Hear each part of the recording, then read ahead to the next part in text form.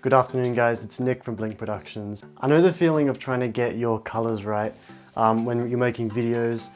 You do all the research, you start shooting in a flat profile, but then when it comes to editing, everything just sort of comes off a bit mushy and desaturated and doesn't actually look as good as you'd hoped. And then you end up just going, screw it, I'm just going to shoot in one of the color profiles that comes inbuilt on the camera. I know this struggle because I went through the whole thing, and for probably about a year or two, I was shooting just with the default settings that came with the camera, maybe just changing the exposure a bit of the saturation, but no creative color correcting. So to help with everyone who's at that point where they want to get their color correcting game good, but they're struggling to actually find information on it, this tutorial is going to be a walkthrough in how I color correct. Now this video here has been color corrected. As you can see, there's a blue in the shadows and orange in the highlights. If we switch it now, then you'll see that this is what it normally looks like coming straight out of the camera. So before we jump into the computer, I want to go through the process of color correcting. I've broken it down into 3 steps: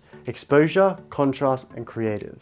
So the first thing you want to do is you want to shoot in a flat profile like you've probably already done, and you want to make sure that the video is slightly overexposed. So when you bring this into the computer, the first thing you want to do is increase the contrast. Naturally, when you're shooting in a flat profile, there is absolutely no contrast. It's all flat and there's no saturation either.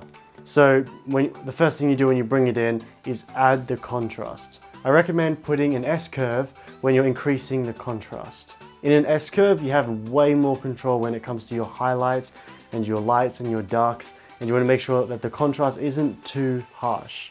Just make it look natural.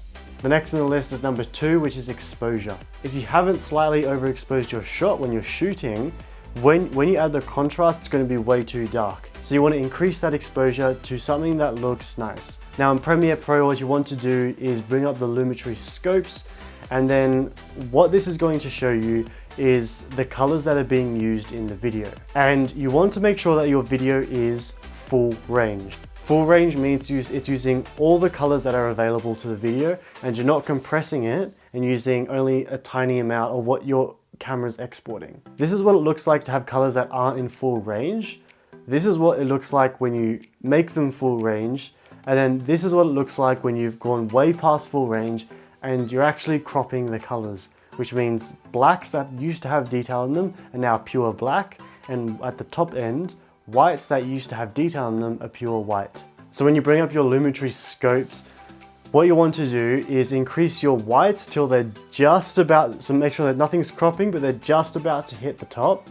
And then take your blacks and make sure that they're coming down as far as they can before anything crops. Then if there's too much going on in the middle, maybe try spreading it out a bit. It depends what the shot is, but I'd say just do the whites, the blacks, and then eyeball it from there, because what matters the most is what it actually looks like. The next and third step is the creative.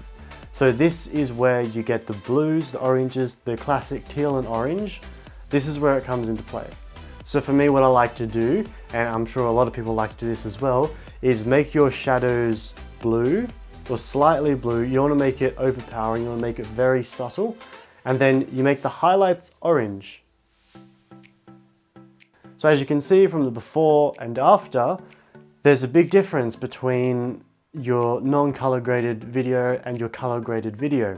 So that's it for this video. This is a really quick tutorial on how to get some really simple but really good and effective color grading. Thanks for watching, and I'll see you guys next time.